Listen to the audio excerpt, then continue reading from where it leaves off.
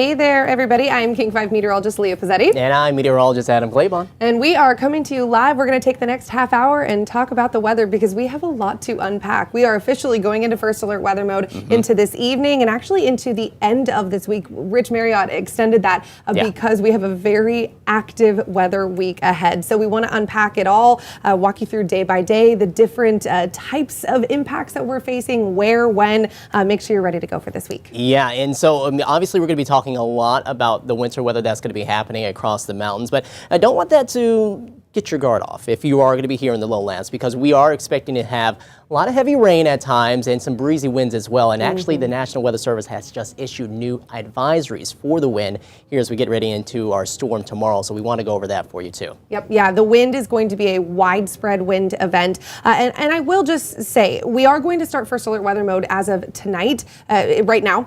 But Wednesday definitely looks like the high impact day for widespread from the lowlands to the mountains. Everybody's going to feel the wind. For the lowlands, it's rain. We're actually watching snow levels increase the next couple of days. I know many communities did wake up to a little bit of snow this morning in the lowlands. We're saying goodbye to that. The low level snow potential is done. We're watching snow levels rise.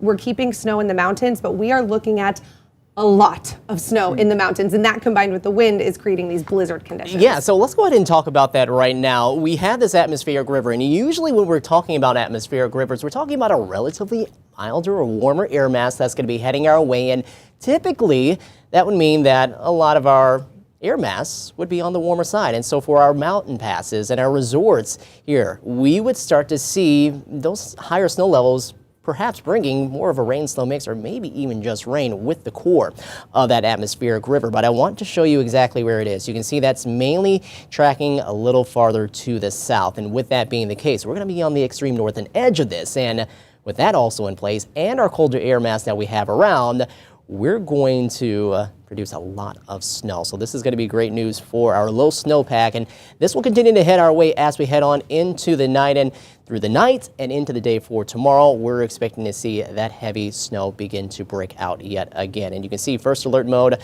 from now until early Saturday morning. We probably could see a little more snow after that point too, but this is definitely going to be the core of the heaviest snow that we're expecting at that time. And we've talked about the heavy mountain snow, the increasing winds with that, and the avalanche danger to go along with that. But of course, we don't want to diminish the heavy rain that we're going to see here in the lowlands as this makes its way on through. And we're going to see this both across the Washington Cascades and also the Olympic Mountains here as we head on into more of the next few days. So let's go through some of the alerts. These are issued from the National Weather Service, and they all carry different criteria. The National Weather Service meteorologists look at very specific criteria. There's thresholds to issue these alerts. So we have a few that are kind of winter weather related. The winter storm warning and the winter weather advisory. The winter storm warning is that pink area. That's going to be kind of a step above. That's the highest alert in place for winter weather. So that just means a lot of snow. So we are looking at 1 to 3 feet of additional snow. That is a lot of snow for the multi-day span, but that's starting this evening and then through Friday. And I want to clarify also that this is on top of what we've already produced. Stevens Pass has been blessed by the convergence zone for the last 48 hours and is closing in on 3 feet of snow actually. This is 24-hour snow totals, but when we look at 48 hours, we're looking at close to 3 feet of snow for Stevens Pass. And you can see when you look at the other areas, Baker and Snoqualmie are not far behind, but a lot of our mountains just didn't have the precipitation the last couple of days because the convergence zone really set up. So Stevens Pass already close to 3 feet of snow, and we're looking at a promising 1 to 2, even closer to 3 feet of snow in the next couple of days. So it is heavy snow that is heading our way. That's prompting that risk for avalanche danger, which I will say the Northwest Avalanche Center puts out their forecast at 6:30 each evening for the following day. They do it one day at a time. We do not have tomorrow's forecast yet, so we absolutely will keep you updated as soon as that information comes in. But snow is definitely one of the big things that we're keeping an eye on, additional snow in the mountains. So that is part of that winter storm warning that is in place. We'll take you live to Stevens Pass right now. It actually looks pretty clear, so if you do have to do any past travel, right now would be a good time to do it because tomorrow this is going to look a lot different. We we do have our blizzard warning that is going to be beginning in the mountains tomorrow. It was initially supposed to start this afternoon, but there's very specific criteria for a blizzard warning, which, to be frank, we're not looking like they would come to fruition today. So the National Weather Service did push that back a little bit. We'll talk about that right now. So here is a look at what the blizzard criteria are. Yes, snow is a big part of it. And I think if you just ask the average Joe on the street, hey, what needs to be present for a blizzard? Everyone would say snow. That feels obvious. But the difference between a winter storm warning or a winter weather advisory and a blizzard warning is that it's not just snow, it's also wind. And that is what we're expecting tomorrow. So the criteria that the National Weather Service will look at before issuing a blizzard warning is, are we expecting sustained or frequent gusts surpassing 35 miles per hour? If yes, then that will reduce visibility down to a quarter mile or less because of that blowing snow. But we also need this for a prolonged period of time, at least 3 hours of these conditions. If that is what we are expecting, then the National Weather Service will issue a blizzard warning, which is what we have in place starting tomorrow evening. All right, so let's go ahead and take a look at what's happening right now. So this is actually more of what we're going to be noticing throughout the evening. You can see there's a few light showers beginning to move on through. In this particular band that you see moving across parts of I-5, that's going to be something that we'll deal with here for this evening and into the first part of the night. But that one right there is not really going to be the big producer of any of the heavier amounts of rain or snow that we're going to have with this system as it pushes on by. This will be kind of like the initial forerunner that will come by, start to wet things up a little bit, bring a little more snow as far as the mountains are concerned, and then move on out of here. But we still have that deeper moisture that's out over the ocean heading our way, and that's really going to be a big producer of some of the higher totals we're expecting, rain and snow. So let's just get you through here tonight and into the day for tomorrow. First off, let's take a look at that shower band. That's moving on off towards the east. We get a bit of an enhancement to some of that snow for the mountains as well, but there's really little in terms of rainfall for many of us as we go throughout the night or either very early into tomorrow morning. Now, if you are more towards the mid and latter part of that morning commute, we're talking more 7, 8, possibly 9 o'clock in the morning. Showers will start to increase from the south northward. Snow is going to start to increase as we head late into the morning and throughout the afternoon, and that's when you can see a lot of this really beginning to really come about. The heaviest rain is expected mid to late afternoon heading into Wednesday. Heaviest snow is expected as we head on into more Wednesday evening, Wednesday night, and those snow levels do start to come up. So they will rise, but we're still expecting them to stay near, if not below pass level for most of this duration of time. But that's until 6 p.m. and that's a key time frame because that's when our current advisories will end and we'll actually have those blizzard warnings that we're going to talk about here later coming up for you in just a bit. But let's talk about rainfall up until that point. Probably about a half an inch up to about maybe an inch for some of our locations. Not expecting that to be the majority of our rain, but definitely going to be a big rain producer at that point. And then, yeah, we're going to see more rain after that. And as far as what we're expecting with the snowfall, about maybe a half a foot to a foot up into that point. Could be some higher totals across some of the higher terrain paradises up around 5,500 feet. So better chances of seeing some higher totals there and down towards White Pass too, where the deeper moisture is expected to be as we head on into that time. So let's just recap again because we're going to take a break right here. Forecast here for the next few days, first alert mode Wednesday through Friday, and then we're expecting a little bit of a more tame weekend ahead as we'll have some of those showers around heading on into Saturday and Sunday. And over the next really 24 hours, it's going to be kind of key to see exactly how quickly those winds do begin to pick up because we've been talking about the blizzard conditions arriving. They do look to come more so towards the latter part of the day heading into Wednesday. We've already seen some of those warning times shifted, but we're going to tell you the latest information with that coming up here in just a bit. So make sure to stay with us.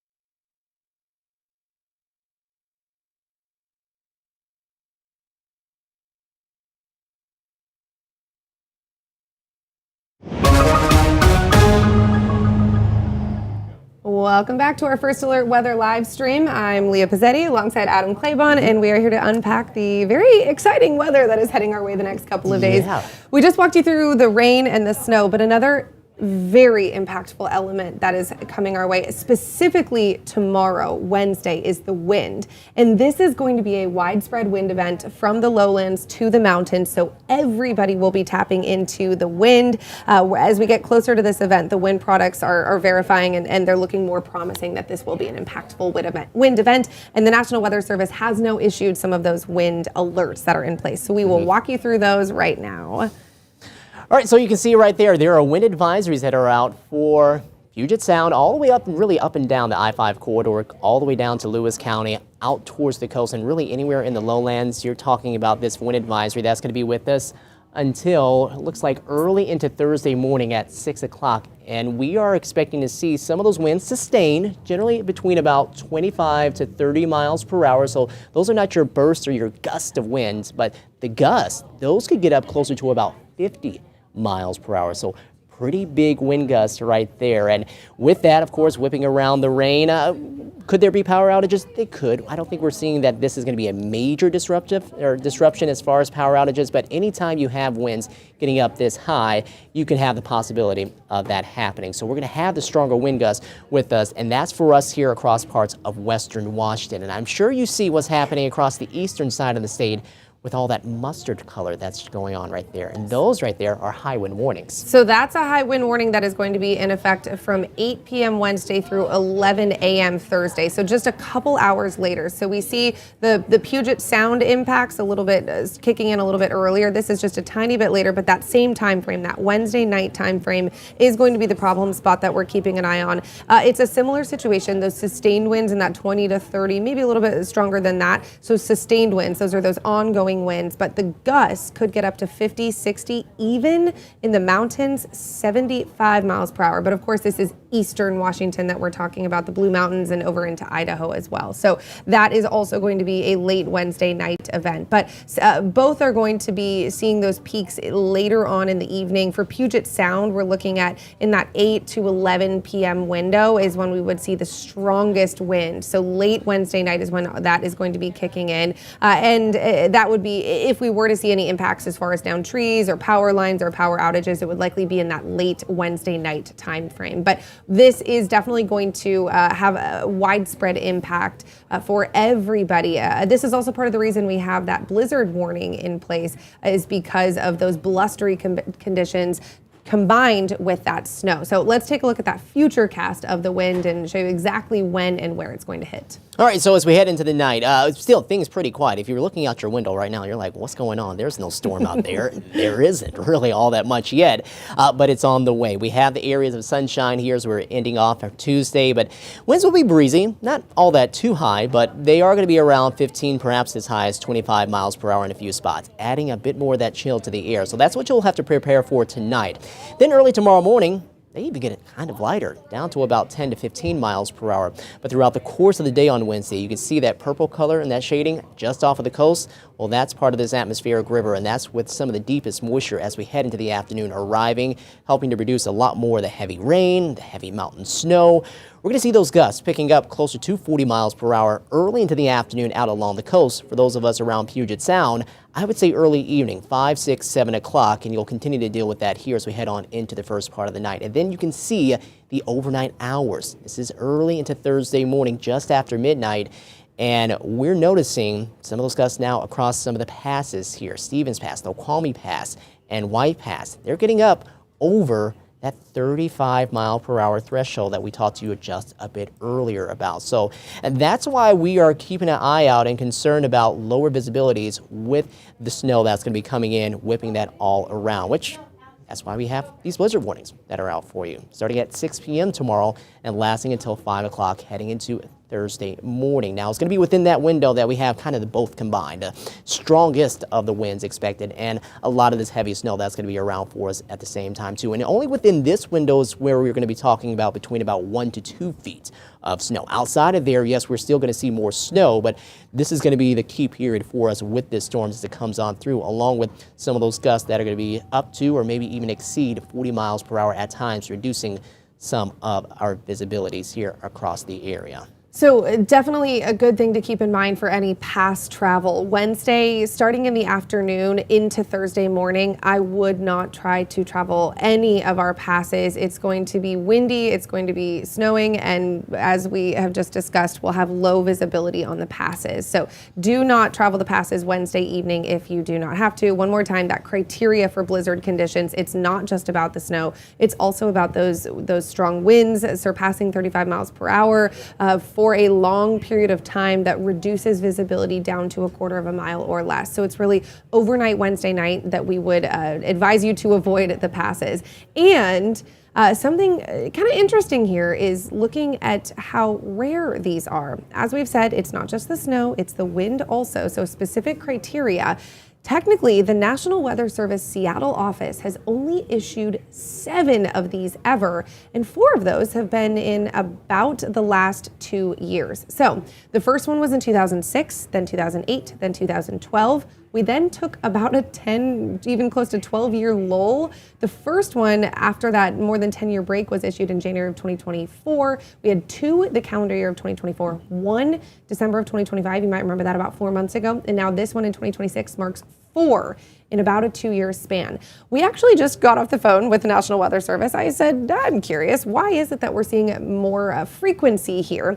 One of the things that they told us is that we're increasing our technology and our forecasting abilities, so we have more confidence that these conditions will be present. It's not to say that these conditions have never been present in that 10-year span. It's that we're able to get ahead of the storm, issue that alert ahead of time, and we know it's coming. So that this is an example of that, and we're seeing that in the last couple of years, is those advancements in technologies, and also simultaneously stronger storms, stronger wind events that are creating these blizzard conditions. Yeah, and so that's why it's going to be really important if you're trying to travel here into the weekend. Blizzard conditions, nothing to play around with. You're going to want to probably time it out later, because not only is it going to be just maybe you trying to get across, but there could even be parts or times that the passes are closed, that you can't even get through, due in part because of just conditions, or maybe there might be accidents that are coming across. Which we have seen. WashDOT did shut down some of our highways. I believe it was one of the 2024 blizzard warnings for close to a day. So we will, of course, stay on top of that. We're going to take one more quick break, and when we come back, we'll talk more about our snowpack, what this means big picture, and make sure you're up to date on the forecast.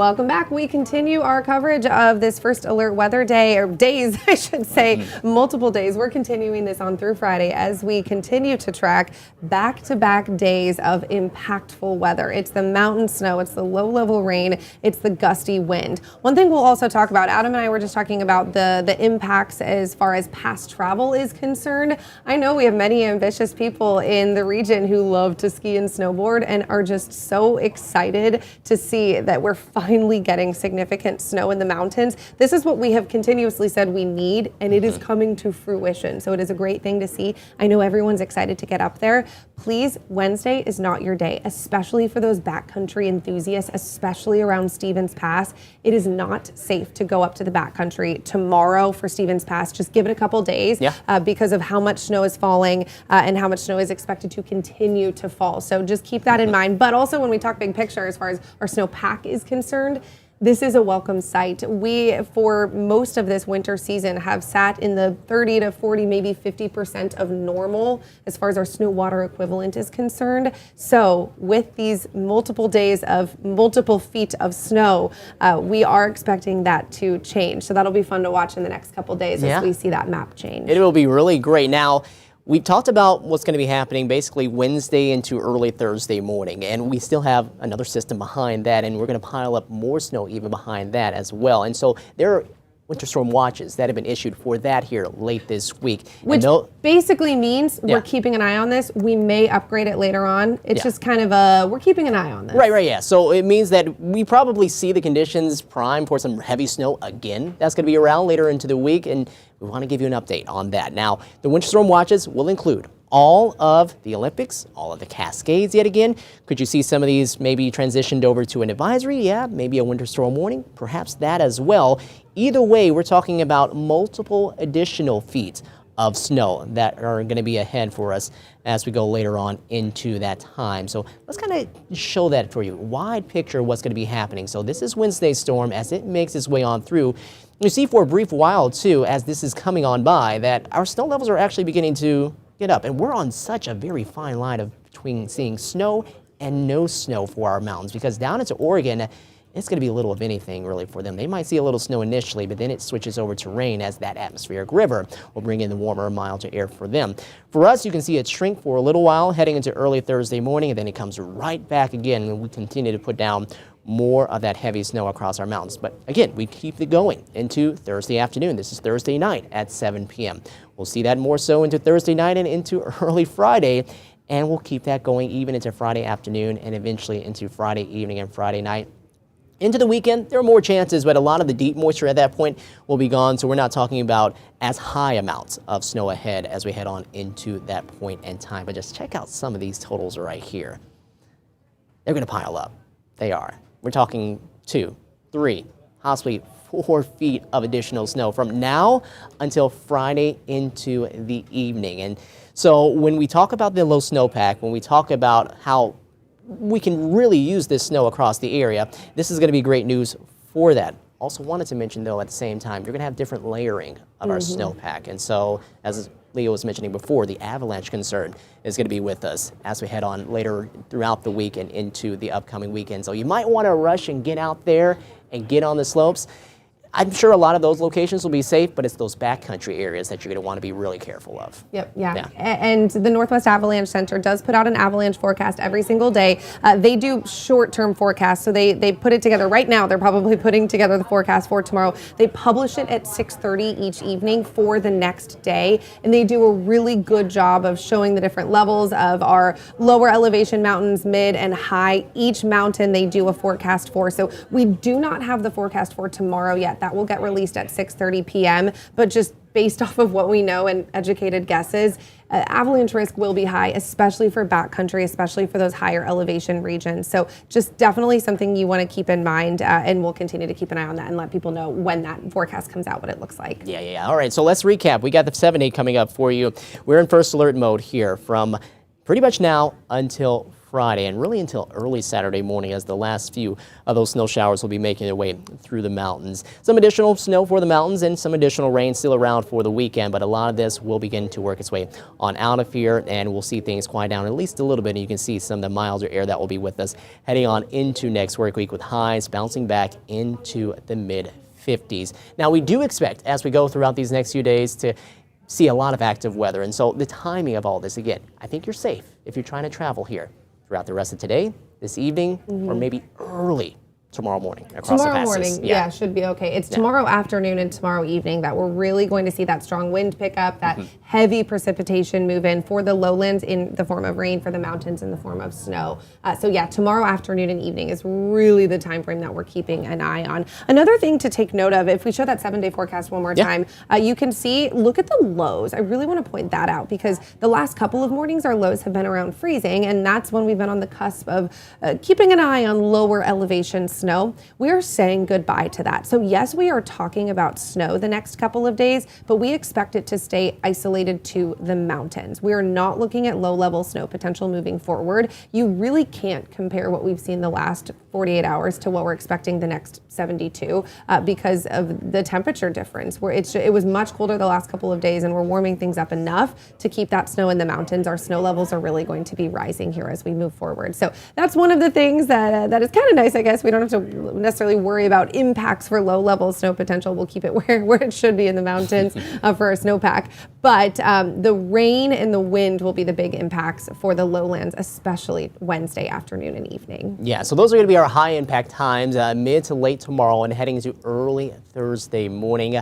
Beyond that point, we still have a lot of heavy mountain snow that's going to be with us. The heaviest of the rain should be done, and hopefully it looks like the strongest of the winds will be done at that point as well. So just have your kits in your cars if you are going to be traveling at any point here through the rest of the week, just in case something happens, and try to time out your planning if you can, or your traveling if you can. And if you do have to travel the passes, don't forget, make sure your car is full of gas. You don't want to plan to let it go on empty and then get stuck on the pass, and it gets cold out there. We've seen that happen in situations where there are slowdowns or closures. So make sure your car is full of gas, you've got those go kits, and can stay warm if needed. But we'll keep an eye on that. And be sure to stay with the King 5 weather team. When we go into first alert weather mode like we are the next couple of days, we do these extra live streams because we want to pull back the curtain, be transparent, and really dive deeper into the forecast. So Prella Lewis will have another one coming up tonight at 8 p.m. We'll be doing them every day at 3 and 8, at 10 a.m. I believe as well. Lots of weather coverage from the King 5 weather team coming your way the next couple of days. But be sure to stay online. Make sure you have that King 5 app downloaded on your TV, your phone. You can always watch all of our coverage, whether it's this extended coverage that we're doing now or our regular broadcasts as well. You can always watch it for free on your app streaming. All right, everyone, stay safe, take care, and again, you can catch us on here, King 5 Plus and King5.com. We'll talk to you soon.